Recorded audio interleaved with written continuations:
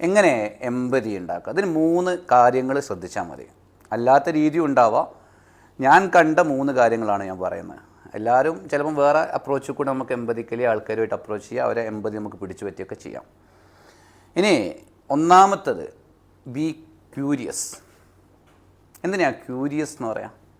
ഇപ്പം നമ്മൾ holidays department എടുക്കാം. ഇപ്പം മുർഷിദ് ഒരു കസ്റ്റമർ മുർഷിദിൻ്റെ അടുത്ത് വന്നിട്ട് പറഞ്ഞു എനിക്കൊന്ന് മണാലി പോകണം എന്ന് പറഞ്ഞു.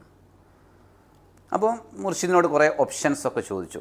അപ്പോൾ കുറേ ഓപ്ഷൻസുകൾ ഉണ്ടാവുമല്ലോ പോകാനുള്ള. ഇതിൽ നമ്മൾ ചെയ്യേണ്ടതെന്ന് വെച്ചാൽ മുർഷിദാണ് പോകുന്നതെങ്കിൽ ഏത് ഓപ്ഷൻ ഞാൻ തിരഞ്ഞെടുക്കും അതായിരിക്കണം കസ്റ്റമറോട് പറയേണ്ടത്.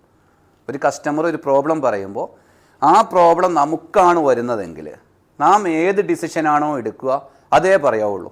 ഇപ്പോൾ ചില കേസുകളിൽ ചിലപ്പോൾ നമുക്ക് ചെയ്യാൻ പറ്റാത്ത സർവീസുകൾ ചിലപ്പം കാണാം കസ്റ്റമർ ചോദിക്കുന്നത്. നമ്മൾ ചെയ്യേണ്ടതെന്ന് പറഞ്ഞാൽ ആ സർവീസ് കിട്ടുന്ന ഒരാളെ റെഫർ ചെയ്ത് കൊടുക്കുകയോ അല്ല ആ സർവീസ് നമ്മൾ മറ്റുള്ള ഒരാളുടെ നിന്ന് എടുത്തു കൊടുക്കുകയോ ചെയ്യേണ്ടത്. നമ്മുടെ അടുത്തുള്ളത് അവർക്ക് എന്ത് ചെയ്യരുത്, അവരെ തലയിലേക്ക് വെച്ച് കൊടുക്കരുത്. ഇതാണ് ബി ക്യൂരിയസ് എന്ന് പറഞ്ഞാൽ. ഇത് നമ്മൾ റിയൽ ലൈഫിലും ഇതാ ചെയ്യേണ്ടത്. റിയൽ ലൈഫിൽ നമ്മളടുത്ത് ഒരാൾ വന്ന് പ്രോബ്ലം അവതരിപ്പിക്കുകയാണ്. പ്രോബ്ലം അവതരിപ്പിക്കുമ്പോൾ നമ്മളെന്താണോ ആ സമയത്ത് ആ പ്രോബ്ലം എനിക്ക് വന്നതാണെങ്കിൽ ഞാൻ എന്താണോ ആ കാര്യത്തിൽ തീരുമാനം എടുക്കുക, അതായിരിക്കണം നമ്മളെ തീരുമാനം. രണ്ടാമത്തത് ഏറ്റവും ഇമ്പോർട്ടൻ്റ് ആണ്. കല്യാണം കഴിച്ച ആൾക്കാരുണ്ടല്ലോ ഇവിടെ കുറേ ആൾക്കാരല്ലേ, ലുക്കിംഗ് ദയർ ഐസ് ആണ് രണ്ടാമത്തെ. അവരെ കണ്ണുകളിലേക്ക് നോക്കുക. ഞാൻ എന്തിനാണ് കല്യാണം കഴിച്ച ആൾക്കാരുണ്ടല്ലോ എന്ന് ചോദിച്ചതേ.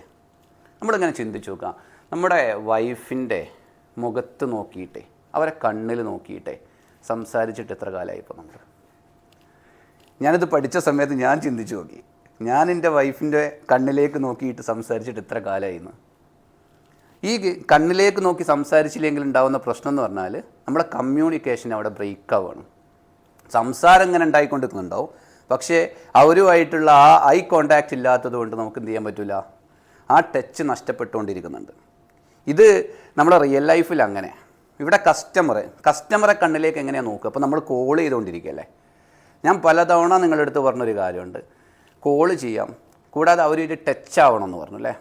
ഏതൊക്കെ തരത്തിൽ ടച്ച് ആവാം? നമ്മൾ ആവശ്യമില്ലാത്ത ഒരുപാട് ടൈമുകൾ നമ്മൾ കസ്റ്റമർ അല്ലാത്ത ആളുകളൊക്കെ എന്ത് ചെയ്യലുണ്ട് വീഡിയോ കോൾ ചെയ്യലുണ്ട്. ഇപ്പം നമ്മൾ ഡെവലപ്പിംഗ് ആയി വന്നുകൊണ്ടിരിക്കുക. എല്ലാവരുടെ അടുത്തും മൊബൈലുണ്ട്, എല്ലാവർക്കും വീഡിയോ കോൾ ചെയ്യാനുള്ള ഓപ്ഷൻസ് ഉണ്ട്. ഇത്രയും കാലമായിട്ട് എത്ര ആളുകൾ നിങ്ങളെ കസ്റ്റമറെ നേരിട്ട് കണ്ടിട്ടുണ്ട്, നിങ്ങളെ ക്ലയൻറ്റിനെ നേരിട്ട് കണ്ടിട്ടുണ്ട്? ഇനിയല്ല ഒരു വീഡിയോ കൂടെ നിങ്ങൾ എത്ര ആൾക്കാർ കണ്ടിട്ടുണ്ട്? നമ്മൾ ശ്രദ്ധിക്കേണ്ട കാര്യം എന്ന് പറഞ്ഞാൽ എന്തുകൊണ്ട് അവർ ഇമോഷണലി നമ്മുടെ അടുത്തേക്ക് അടുക്കാത്തത്? നമ്മളവർ കണ്ടിട്ടില്ല. കാണാത്ത ഒരാളോട് ചെയ്യുന്ന എന്തുകൊണ്ടാണ് ദൈവഭക്തി ആൾക്കാർക്ക് കുറയുന്നത്? ദൈവം അനുഗ്രഹം ചെയ്യാഞ്ഞിട്ടല്ലല്ലോ, നമുക്കൊക്കെ അറിയാം, നമുക്ക് ഫീൽ ചെയ്യുന്നുണ്ട് അനുഗ്രഹം. ഭക്തി കുറയുന്നത് എന്തുകൊണ്ടാണ്? ഒരു കാണാത്ത ഒന്നാണ് എന്നുള്ളൊരു ചിന്ത വരുന്നതുകൊണ്ടാണ്. അപ്പോൾ നമുക്ക് വരേണ്ട ഫീലിംഗ് ആളെ കണ്ടുകൊണ്ടുള്ള ഫീലിംഗ് ആയിരിക്കണം വരേണ്ടത്. അപ്പോൾ അതിന് വേണ്ടിയിട്ട് നമ്മൾ എന്ത് ചെയ്യാം? ഈ കസ്റ്റമേഴ്സിനെ നമുക്ക് നേരിട്ട് കാണാൻ പറ്റാം, അല്ലെങ്കിൽ നമുക്ക് എന്ത് ചെയ്യാം, വീഡിയോ കോൾ കൂടെ ചെയ്യാൻ പറ്റാം, അല്ലെങ്കിൽ അവരുടെ ഒരു രൂപമെങ്കിലും കണ്ടിട്ട് നമ്മൾ എന്ത് ചെയ്യണം, അവരോട് സംസാരിക്കുന്ന രീതിയിലേക്ക് നമ്മൾ മാറ്റിക്കഴിഞ്ഞാൽ നമുക്ക് അവരുടെ അടുത്ത് നിന്ന് എന്ത് ചെയ്യും, നമുക്ക് അവർക്ക് എമ്പതി കൊടുക്കാൻ പറ്റും, അവർക്ക് എമ്പതി ഫീൽ ചെയ്യും, അല്ലെങ്കിൽ നമുക്ക് രണ്ടുപേർക്കും ഒരേപോലെ ഫീൽ ചെയ്യും.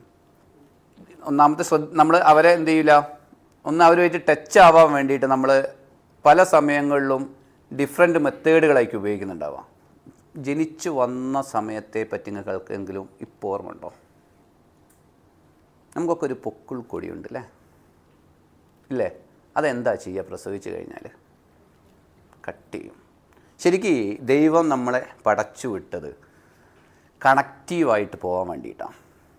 മനുഷ്യനാദ്യമായിട്ട് ആ കണക്റ്റീവിനെ ബ്രേക്ക് ചെയ്തിട്ടാണ് എന്ത് ചെയ്യുന്നത്, ഭൂമിയിലേക്ക് വരുന്നത്. പിന്നീട് അങ്ങോട്ട് നമ്മൾ ചെറിയ കുട്ടികളോട് ഫസ്റ്റ് തന്നെ എന്താ പറയുക, അവരോട് സംസാരിക്കേണ്ട കേട്ടോ, അവർ നമ്മൾ അറിയാത്ത ആളുകളല്ലേ, അവരുമായിട്ട് കൂട്ടുകൂടണ്ട കേട്ടോ. നമ്മളോടൊക്കെ ചെറുപ്പത്തിൽ പറഞ്ഞിട്ടുണ്ടാവും അല്ലേ. നമ്മുടെ സമൂഹം നമ്മളെന്ത് ചെയ്തു, ഈ ഡിസ്കണക്ഷൻ ഉണ്ടാക്കി കൊണ്ടുവന്നു. ഇനി അങ്ങോട്ട് നമ്മൾ പഠിക്കേണ്ട കാര്യം എന്ന് പറഞ്ഞാൽ നമ്മൾ കണക്റ്റീവ്. എന്തുകൊണ്ടാണ് ഇപ്പോൾ ഇന്ത്യയിൽ തന്നെ ആളുകൾ തമ്മിൽ വെറുപ്പിൻ്റെ കാര്യങ്ങൾ ഉണ്ടാവാനുള്ള കാരണം എന്താ? എത്ര നന്നായിട്ട് ജീവിച്ചു വന്നൊരു രാജ്യമായിരുന്നു, എങ്ങനെയാണ് ബ്രേക്ക് ഉണ്ടാവാൻ കാരണം എന്താ? ഈ ഡിസ്കണക്ഷനാണ്. ഇനി ജീവിതത്തിൽ നമ്മൾ മാപ്ഷോർ എന്നുള്ളൊരു ടീം എപ്പോഴും ചിന്തിക്കേണ്ടത് പറഞ്ഞാൽ നമ്മളെ ഫീലിങ്ങിലൊക്കെ തന്നെ എല്ലാവരും ഒരേപോലുള്ള ആളുകളാണെന്നുള്ള ചിന്ത നമുക്ക് വരണം. അവിടെ ഒന്നും നമുക്ക് എന്ത് ചെയ്യരുത്, ഒരു ഡിസ്കംഫർട്ട്. ഞാൻ ഇതിന് ശേഷം എത്രയോ തവണ ഞാൻ പറയണമെന്ന് കരുതി, പക്ഷെ അത് പറയുമ്പോൾ ആൾക്കാർ എന്തെങ്കിലും ചിന്തിക്കുമോ എന്ന് കരുതി പറയാമെന്ന്. പക്ഷെ ഇത് പറയലാണ് ഏറ്റവും ഹൈറ് നിന്ന് ഉത്തമമെന്ന് എനിക്ക് തോന്നിയിട്ടാണെന്ന് ഞാൻ വീണ്ടും പറഞ്ഞത്. അപ്പോൾ നമ്മൾ ഇനി അങ്ങോട്ടുള്ള കാലഘട്ടം അത്ര നല്ല കാലഘട്ടം ആവില്ല.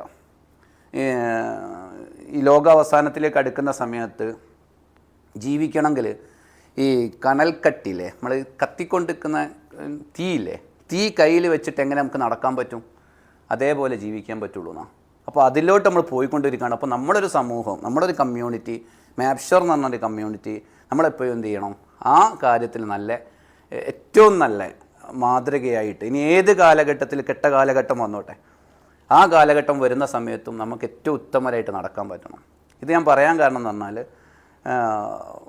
നമുക്കിപ്പോൾ ഞാൻ ഇന്ന് സംസാരിക്കുന്നത് എന്തുകൊണ്ടാണ് ഞാൻ ദിവസവും നല്ല നല്ല പോയിന്റുകൾ നോക്കി ഇപ്പോൾ സംസാരിക്കാൻ തുടങ്ങുന്നത്. ഞാൻ നാളെ സംസാരിക്കുമെന്ന് എനിക്ക് ഉറപ്പില്ല. നിങ്ങൾക്ക് ആർക്കെങ്കിലും ഉറപ്പുണ്ടോ നിങ്ങൾ നാളെ ഇവിടെ വരുമെന്നുള്ളത്? അപ്പോൾ നമുക്ക് വളരെ കുറഞ്ഞ കാലഘട്ടമേ ജീവിക്കാനുള്ളൂ. ആ കാലഘട്ടം ഏറ്റവും സമ്പുഷ്ടമാക്കിയിട്ട് എല്ലാവരെയും തൃപ്തിപ്പെടുത്തിയിട്ട് ജീവിക്കാനുള്ള ശ്രമം നമ്മുടെ ഭാഗത്തു നിന്നുണ്ടാവുക. തൃപ്തിപ്പെടുകയില്ല എന്നുള്ള വിഷയമല്ല, പക്ഷേ നമ്മുടെ ഭാഗത്തു നിന്ന് അങ്ങനത്തെ ഒരു നെഗറ്റീവ് ഫീലിങ്ങിലേക്ക് നമ്മളാരും പോവാതിരിക്കുക. Okay, good morning.